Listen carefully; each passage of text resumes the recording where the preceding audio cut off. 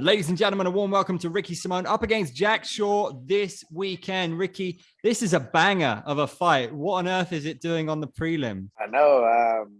I was very disappointed to see that we got knocked down off the because we were originally on the main card, but I think they had added Misha Tate and Lauren Murphy. So I had a feeling once they added them that it might be us, but disappointing for sure. But and also we're fighting in the East Coast a little bit earlier for me. But that just means more time to get fat and drink some beer after. Hell yeah. What's the plan after the fight? Just that. Find a good restaurant. I got plenty of family over here. My wife will be over here. Take the team out to a good dinner, a good celebratory dinner, and get some drinks. Perfect. Jack Shaw is a talented young man. What do you make of him? Has he impressed you? I mean, 16-0, it's hard not to be impressed for sure. But what I will say is that his strength of schedule has been a little unimpressive. And I don't know if that's not his fault, but he's 16-0. But if you compare who we fought, it's not very comparable. How much do you look into the records of an opponent? What is the thing that you look for most into, like how much you respect them in a way? I mean, I respect them no matter what. I mean, they're professional fighters. Are willing. Not a lot of people are willing to get in the cage. So the respect is already there. But I'm a realist, and I like to break down the records and see how they won. I mean, he's doing what he should be doing against these guys. But I do look at like, okay, that he's had 5 fights in the UFC. All those guys have been cut from the UFC. None of them had winning records. I think Timur might have been 2-2. But this would be my 10th fight in the UFC. One guy out of those 10 have been cut. Every single one of them had winning records in the UFC. And that guy was legit as they come, right? I mean, Ray Borg, he's awesome fighter. That was the only guy who left, right, that you fought? Oh, man, you got me on that. Ray Borg did leave. So 2, because then it'd be Perillo as well. But he was Ray very, Borg very had a good. winning record. Yeah, but he had a winning record, and he fought for a world title, So, and he's killing it in Eagle. So, but dang, yeah, you're right about that. I forgot about Borg. Dude, Go on. how pleased are you with what you put together the last couple of years? A lot of people, they had the pandemic going on, but your career is just smashing it. You've been finishing people and very good people. You're on a 4-fight win streak. Does it feel like something special is happening? Feels normal. I mean, I've been doing this my entire career. I mean, I was undefeated as an amateur. I'm 19-3. I've gone on big win streaks. Before I had my first loss ever, I was 7-0 as a pro. I thought I was the man. Then after I took my first loss, I won an 8-fight win streak. I fought Hall of Famer Uriah Faber, and then my next fight I fought top 10 Rob Font. So like I mean, I know I belong. I know this is what I've been doing my entire life. This has been my career since I was a teenager. So it's normal to me. Who's the guy in this division that you think is the gold standard, would you say, that you look up to the most?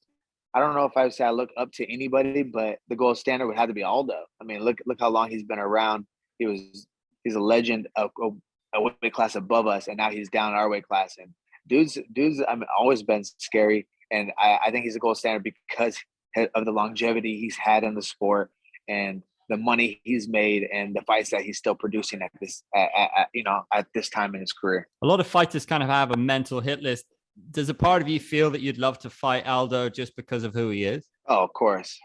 I mean, that'd be amazing. And I think we're at a point too where like I get to fight these guys that I grew up watching. I fought Ronnie Yaya, I grew up watching him. I fought Uriah Faber, I grew up watching him. I fought Sunstyle, I grew up watching him. So. There's a few other Frankie Edgar. I know we're close to ring. I would love that fight. Although that'd be amazing just to share the octagon, because I don't know how much longer they have. I think it's kind of we're hitting a point in the division where it's Dominic Cruz. All these guys are so good, and I'm sure they can keep going, but they are at an age where it's almost a time like out with the old, in with the new a little bit. Yeah, a lot of the guys are talking about Sean O'Malley because he seems to be the money fight in the division. You came very close. Are you guys going to fight, do you think? I doubt it. I don't know, man. I've been offered. I say yes in the same phone call, and it's crickets for a while. He wants to act like when he was supposed to fight Louis Smolka, and I had offered to fight, but I never offered. It was a 9 days notice or something like that. I said, yeah, I could fight you in 9 days, but it has to be at a catch weight at 45, because he even said on his podcast that he would do that. And then it was all of a sudden I can't make weight. It's like, all right, man. So I don't know. I think eventually we're both headed. I think he's a very talented kid. If we both get close to a title limit or even for the title, I mean, I walked right up to him. I saw him at a UFC event, and I asked him the same thing: "Are we ever going to fight?" And he basically, if I recall, said like, maybe for the title or something like that, whatever it was. So, but I'm not like I said before, I'm not going to try to bully that kid into a fight anymore. I'm trying to move up and move on. What did you make of the shuffling of rankings? I mean, Sean didn't get a victory, and with all due respect to Frankie, he hasn't had a victory, but they both went up. Did you find that strange? Like, what's going on? There's definitely some favoritism being played in the Bantamweight division, and not just with O'Malley, but I mean, who knows how the rankings work? But I mean, I've beaten a few ranked opponents at this point. Marab, Sunsao, Ronnie Yaya, those guys were all ranked, and I've been floating in and out of the rankings. And some of these guys have never beat a ranked opponent. O'Malley, Jack, Yanez, Umar, and they're in the rankings, and I'm getting bumped down. Some of these guys are inactive. Some of these guys are 1-4 in their last 5 fights, and I'm getting bumped down. So whatever, though, I got to go produce and make it happen. You're on the East Coast. You got a beautiful finish last time out. Are you feeling another finish here? Jack Shore, is that something that the fact that he hasn't been finished, hasn't been beaten, does that add to the spice for you that you're even more keen to put him away? Yeah, I mean, I feel like I'm dangerous everywhere. I mean, I'm a black belt in jiu-jitsu on the ground. I have several knockouts on the feet. I have coming off a great knockout. I finished 2 of the last 3 of my opponents. I feel like the finish is definitely there, but cardio is definitely my strength. Endurance is definitely my strength. So I can do it all. I can go the distance. I can beat you up for 3 rounds, or if there's going to be an opening for a finish, I can take it too. So I'm not greedy though. And at the moment, we've seen Aljo kind of hush some doubters. Is he going to be holding the belt for a while? Is he the best guy in the division, or someone else in the top 3 going to take it off him? Do you think? He's definitely. I mean, like we were saying, the division's stacked, and he's the best right now. But I think there's going to be a lot of movement in the division, and like I said, it's going to be out with the old and with the new.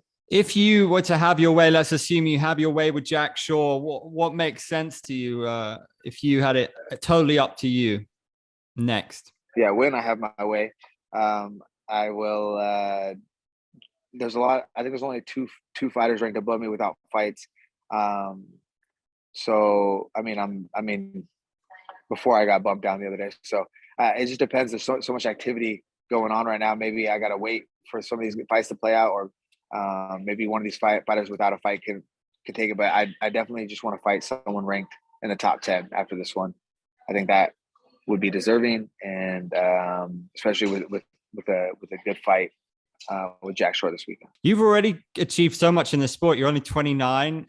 Do you have a bucket list? Like, do you want to go fight in Japan? You haven't fought in Japan, right? Like, is there anything like in your mind that you got to do before you hang them up? Oh yeah, I mean, I love to travel. That's like one of my favorite things. That's what I didn't grow up with the ability to travel. My family didn't have the money for me to travel anywhere. If we went anywhere, it was like a quick hour drive to like the coast or something like that. So fighting has brought me so many opportunities, and I've traveled the world, and that's what I love to do. I love to find a new place, explore the culture, and get fat on their food, and so yeah, traveling a little bit more, fighting in Japan, fighting. The UFC seems to be going to a lot of other places. They're going to Paris, stuff like that in September. So that's on the bucket list. But number one thing is become world champion. I feel like I'm the best.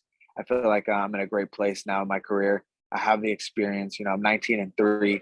I've been doing this. Since I was a kid. This has been my career. This is all I've ever known. I've been a fighter. So I got to become world champ. That's number one. Do you have a timeline? Have you visualized it when you think it's going to happen?